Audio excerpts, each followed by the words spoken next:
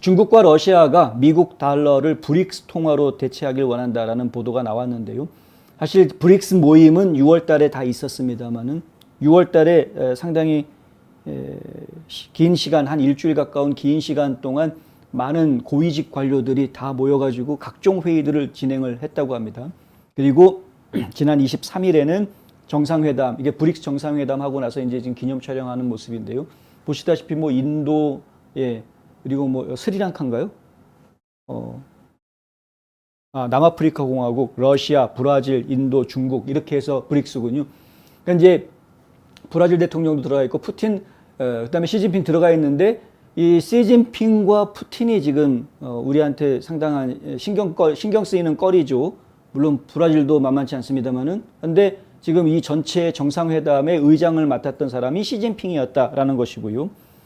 예전에도 저희가 몇 번 이런 말씀을 드린 적이 있는데 시진핑도 그렇고 푸틴은 그런 야욕까지 가질 엄두를 낼 수 있는지 모르겠습니다만은 지금 이 브릭스 국가들 중에서 시진핑 같은 경우에는 특히 위안화, 중국의 위안화를 국제 기축통화로 달러화와 같은 위상을 갖게 하기 위한 그런 작업들을 계속 진행해 오고 있었던 것이 분명한 사실이고요. 공공연하게 그렇게 공표하고 있었던 것이기 때문에 비밀도 아닙니다. 지금 뭐 그 틈을 타고 유럽연합에서는 유로화를 국제통화 기준으로 만들고 싶어하는 야욕을 가지고 있고, 거기에 이제 영국은 영국대로 또 파운드를 그렇게 하고 싶은 욕심이 또 있을 수 있는 것이고요. 근데 현실 일본도 엔화를 그렇게 하려고 하는 야욕이 있는 것이 분명해 보이고요. 근데 이제 달러화의 위상이 지금까지는 잘 버텨줘 왔는데 최근 들어서 이제 바이든이 대통령이 된 이후에 국제 경제 위기가 다가오는 이런 시점에서 특별히 이제 달러의 위상이 지금 흔들릴 수 있는 이런 이야기들이 지금 진행이 되고 있다. 특히 이제 전쟁이 되고 있는 중이라서요. 푸틴 같은 경우에는 전쟁을 하면서 스위프트에서 지금 러시아 은행들이 다 거의 다 쫓겨나는, 은행 하나만 남겨놓고 다 쫓겨나는 이런 상황이 진행이 되니까 국제시장에서 결제할 때 이 무역을 하는 회사들이 국제 간 거래에서 결제를 할 때 상당히 지금 곤란한 어려움을 지금 겪을 수밖에 없는 그런 상황이 된 것이고요.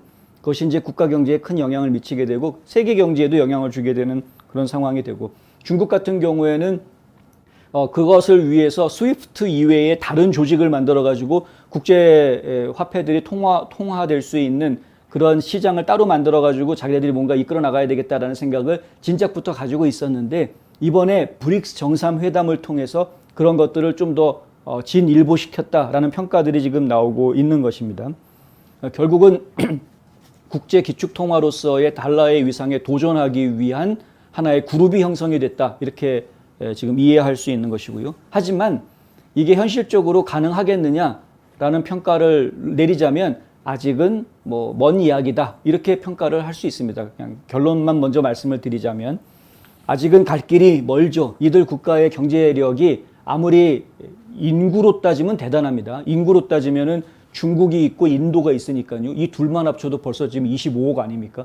여기다가 지금 브라질 집어넣고 러시아 집어넣고 남아프리카 공화국이야 뭐 얼마 안 된다 하더라도 이렇게 하면은 지구 인구의 거의 뭐 한 3분의 1 이상을 3분의 1 이상이 뭡니까? 거의 뭐 40% 가까이를 차지하는 그런 인구를 가지고 있기 때문에, 그렇기 때문에 결국에는 뭔가 영향력을 크게 행사할 수 있는 그런 조직이 될 수 있어도 그럴 수 있어 보이기도 합니다. 근데 뭐 이제 유럽연합과 그러면 또 대항도 해야 될 것이고 달러하고만 싸우는 것이 아니라, 그러니까 복잡해지기 때문에 결론적으로는 이들이 아무리 똘똘 뭉쳐가지고 뭘 해보려고 해도 결국에는 그것이 이제 달러화의 위상에 도전할 수 있는 역할까지 가기는 좀 어려울 것이다라는 게 결론이고요. 특히 이제 위안화 같은 경우에는 나름대로 그래도 좀 이렇게 국제 통화로서의 가치를 인정을 받고 있는 상황이지만 러시아 루블 같은 거, 뭐 또 인도 화폐 같은 경우에도 이거 국제 시장에서 제대로 인정받기가 지금 쉽지 않은 상황이기 때문에 더더군다나 이 브릭스 국가들의 노력이 좀 어려울 것이다, 뭐 이런 얘기들이 나오고는 있습니다. 결론적으로는 하여간 그렇고요. 자세한 내용은 저희 홈페이지에 에폭타임즈에서 내놓은 기사 내용인데 그 내용을 저희가 조금 줄여서 번역을 해 놓았습니다. 그러니까 저희 홈페이지에 오시면은 그 내용 좀 보실 수가 있을 건데요. 하여튼 국제사회에서 계속 미국에 대한 도전이 곳곳에서 진행이 되고 있고, 미국에 대한 도전에 가장 앞장서고 있는 것은 분명히 중국이다라는 것은 아주 분명해 보인다. 이거는 우리가 좀 분명히 인지하고 넘어가야 될 부분인 것 같습니다.